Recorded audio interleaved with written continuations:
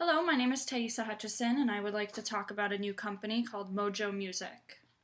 Mojo Music will be a CD store that will sell used CDs and DVD rentals as well, and even blank CDs and DVDs so that customers can record their own media. Let's get into the market history. The history of this market is a fairly interesting one. In the United States, music stores began carrying vinyls as early as 1906.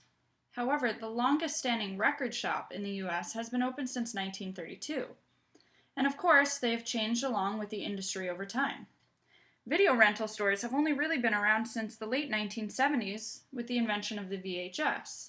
And of course, this developed into DVD and DVD rentals. Since our store will include both of these things, I thought it would be fit to give the history of both movies, DVD rentals, and also CDs. Now on to our top competitors. Our top competitors would include mostly chains such as Walmart and FYE. Although they don't usually sell used CDs, they have low prices. As far as DVD rentals, our top competitors would be Netflix and Redbox, and these both have competitively low pricing and up-to-date movie selections as well, which would satisfy the people's instant gratification needs. Going on to revenue streams. An example of our low prices is that we will sell a used CD for about $8 to $11. Of course, depending on the CD and the condition that we get it in. Even so, this is much cheaper than a normal CD price of $16 to $20. The target market is about 23,000 students that are in the 10-mile radius of the store, and it's located next to the State University. There are also 40,000 non-student residents in this area who we would also like to market to. Our customer groups focus on the used CD buyer and seller, and the CD and DVD recording media buyer, and also DVD renters. To the competitive structure, it is a unique store. I would say that it is a perfect competition, as there are stores like ours out there, although very few in the same area, but they do exist. The closest DVD rental store is about 4 miles away, while we are right next to campus. The closest CD store is not within a 10-mile radius of our store or the university. As perfect competition, we will be able to charge discounted prices for new CDs on the market, which will appeal to college students. We will be the only store that includes both used and new CDs, along with DVD rentals, as well as blank recording products that is actually on campus and allows for students to shop in between classes, which will give us a competitive edge and again makes us more unique. Now if we just get along to consumer income. If our consumers' income were to decrease, it would negatively impact our products, even though our customer base is student and non-student. In this economy, it is very unlikely that there would be an increase in income that would severely impact our business. However, if there was an increase in income, one of the first things people would splurge on is entertainment. Especially due to our low pricing, people would buy many inexpensive things, which gives them the sense of feeling richer. We go on to price of related goods. Substitute of our products would be if there is an increase in price for online music like MP3s. This would create a higher demand for our used CDs, which are cheap in the first place. A complement for our goods and services would be evolving technology. For example, Blu-ray and high-definition DVD rentals, which are 25% more expensive. Even though the price of that goes up, it still causes a decrease in demand for regular DVDs because they appear outdated, and Blu-ray does have a much better picture quality. Now, if we're getting on to tastes within the market. Tastes within the market. The music industry is constantly changing, and the shelf life for music is short with these changes. Everyone wants something new with the hunger for music as his or her tastes change. We are aware of this trend in our business, which is the great thing about it. We allow people to trade back their CDs for credit, and we add those CDs to our used CD collection that others can buy from. On top of these other changes, however, is to be wary of the growth of the MP3. Expectations within our market. The expectations in the market are moving quickly. People as a whole are into instant gratification. Many consumers do not look ahead in the market and choose to wait off on buying a CD because they are expecting the next big change in the industry. However, this is a great thing about our business because we allow people to make the instant gratification choice to get the CD that they desire, and when in 3 months they are over it or decide to move on from the CDs, we allow them to bring it back and give them store credit for whatever they sell into us. Moving on to number of buyers.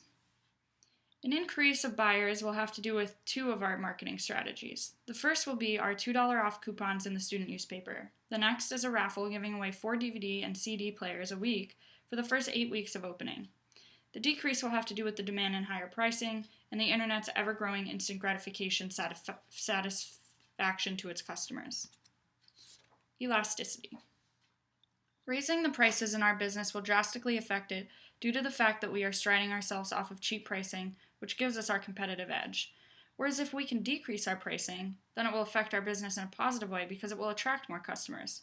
With the rapid changes of the music industry, it will affect the consumer's elasticity due to what they want to spend their money on.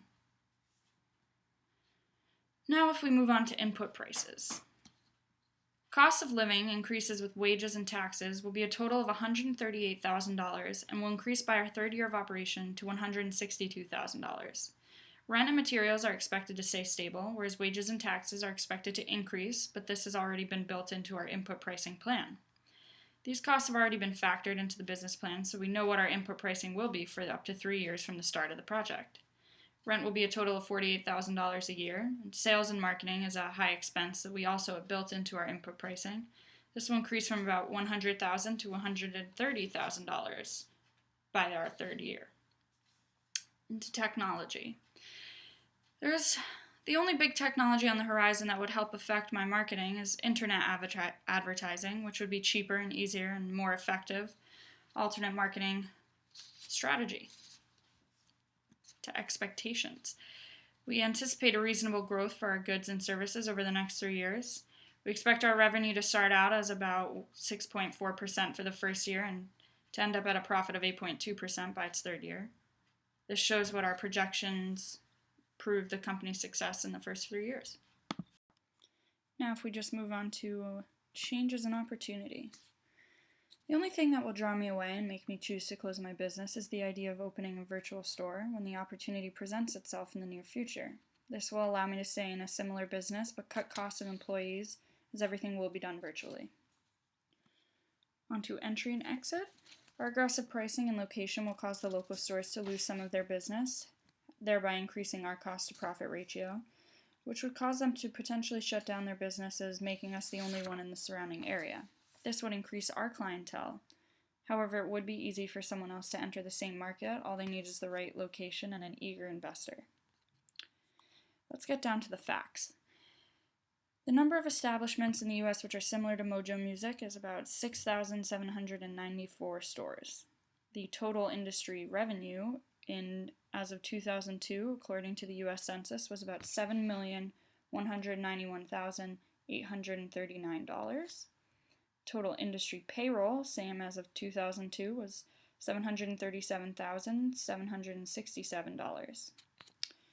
Now if we get into our graph here, which would show our supply and demand curve of the company, we see that right at $9.09 would be our average price per unit, and we're expecting monthly to sell about 6,215 units at the average price of $9.09, which we can see right between these two curves. We have a nice black circled in area, which would be the equilibrium. Now, if we raise our prices up to $11, we're going to have less. We're going to have a surplus and a demand decrease. And then and that would be that green colored in area. And if we get into $8, then we're going to have a shortage, but a bit of a higher demand. And where that gray area is shaded in, that's the shortage there. So that would be our supply and demand curve.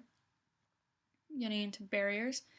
The barriers to enter the market would be our pricing. The price must be low enough for students to be able to afford our products, but be able to pay for our overheads like wages and salaries and so on. Also, perfect location is a barrier to entering into the market, making sure you are setting up the business somewhere where it will be successful. As for international competition, we don't really have much because we are a small business. The closest thing I would say we would have is foreign bootleggers selling similar products to ours for cheaper, even though that is illegal. Now to get into government regulations. There are a few government regulations, the first being that we must pay attention to licensing and copyrights for everything we sell. The second is that the government, of course, sets a statutory rate on music products, meaning that from whatever new CDs we sell, we must give a part of that back in the statutory rate for artists, songwriting, and royalties of that nature. So that is my economic market analysis. And here are my sources. Thank you very much.